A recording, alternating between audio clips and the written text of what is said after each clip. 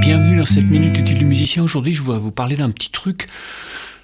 Souvent, on me demande, mais quelle est ta position de main droite? Comment tu te débrouilles pour jouer? Enfin, il n'y a pas qu'une façon de faire, ok? Je vais vous montrer juste, moi, ce que je pense et les trucs auxquels je pense pour jouer.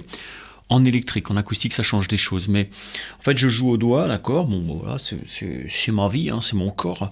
Le truc qui peut être intéressant de repérer, c'est que votre poignet, dans l'absolu, il est fait pour travailler non pas coudé comme ça, comme font les bassistes, parce que ça peut être dangereux de faire bosser un poignet tout le temps comme ça, de façon coudé à l'extrême, c'est-à-dire en flexion extrême, d'accord?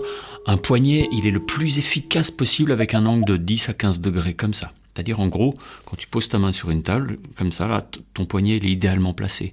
Idéalement placé pour pouvoir libérer tes doigts, d'accord? Plus tu es comme ça, plus tu fais appel à tes chaînes qui sont d'un côté complètement tirées et de l'autre côté plus fléchies. Donc du coup, évitez de bosser avec vraiment comme ça, ok, avec le poignet vraiment coudé. Si vous collez complètement, parfois, moi, si je joue avec un son un peu saturé, je vais avoir...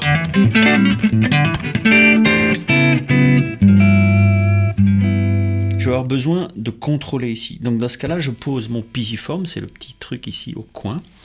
Ici, le pisiforme, c'est là, d'accord? Et ici, je le pose sur la naissance de la grosse corde, d'accord? Et puis, je vais pouvoir contrôler un peu mes cordes. Dans ce cas-là, mon poignet, il est dans la bonne extension, 10 degrés d'extension. Mais, ça pose un petit problème, c'est que mon pouce, il est parallèle aux cordes. En gros, à la louche, il est parallèle aux cordes, d'accord? Donc ici, il est trop dans l'alignement. Si je vous mets, tu vois, ça fait un truc comme ça. Et moi, je préfère quand j'ai un son comme ça. D'accord? Donc ça va être un truc un peu dans ce genre-là que je vais pouvoir produire, ok? Une espèce de petite truc comme ça, une petite supination, on va dire, ok?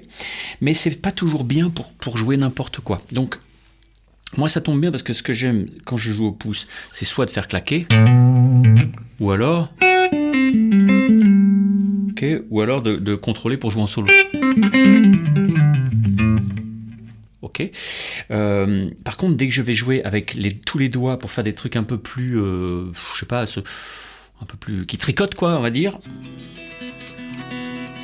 Là, je joue plus comme ça parce que j'aime pas le son, parce que lui, il a un son trop qui est pas beau parce qu'en fait le pouce attaque trop parallèle aux cordes. Donc dans ce cas-là, je crée de l'angle un peu ici, en décollant ma main, donc j'ai plus de contrôle ici, c'est une autre technique, d'accord? Et dans ce cas-là, je vais pouvoir avoir un poignet qui est en espèce de flexion de 10 degrés. C'est là où certains qui viennent du classique parfois peuvent avoir comment on peut dire, une tendance à trop fléchir ce poignet. Moi, je les mets en garde pour leur santé et aussi pour d'autres choses. Donc du coup, je me mets avec un truc de, on va dire, 10 degrés de flexion. Là, ça peut marcher.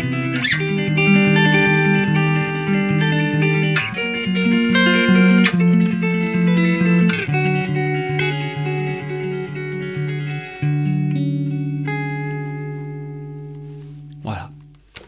Donc, pensez-y, quand vous êtes en solo, en hybride picking, machin, c'est bien d'avoir du contrôle, surtout avec une guitare électrique. Dès que vous êtes en finger picking tout court, alors, ça va, parce qu'il y a du picking aussi, il faut étouffer, hein, ça dépend. Hein. Ça va dépendre du son que vous désirez, d'accord? Je suis pas pour une attaque à l'ongle, parce que je trouve que c'est moche. Quand t'as que la pulpe et pas d'ongle, alors ça peut être moche aussi parce que tout mou, donc souvent, je trouve que le meilleur résultat, c'est quand j'attaque avec la pulpe, mais que cette pulpe, elle est tenue par un ongle pas trop long. Là, il est un peu long, il faut que je le coupe. Et quand cette pulpe est tenue par un ongle, alors elle a un son qui est à la fois compact, un peu compressé, mais naturellement, sans avoir besoin d'un compresseur, et puis est quand même assez précis. Ça fait pas voûte, ok, ça fait stock, mais pas pack, voilà. Voilà. Et puis voilà, quand je veux jouer, donc moi je varie, je passe de l'un à l'autre, c'est ça que je fais. Je m'adapte j'ai un son dans la tronche et je fais ce que je veux pour le retrouver, d'accord. Je me dis tiens là, et puis ça se fait inconsciemment. Au bout d'un moment, là ça fait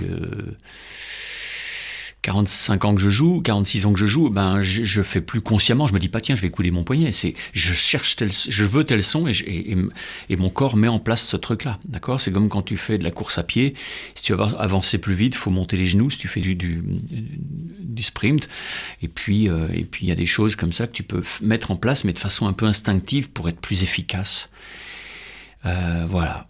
C'est un petit conseil. Si vous voulez vous former sur la biomécanique, il y a une formation. Allez, bye bye, ciao.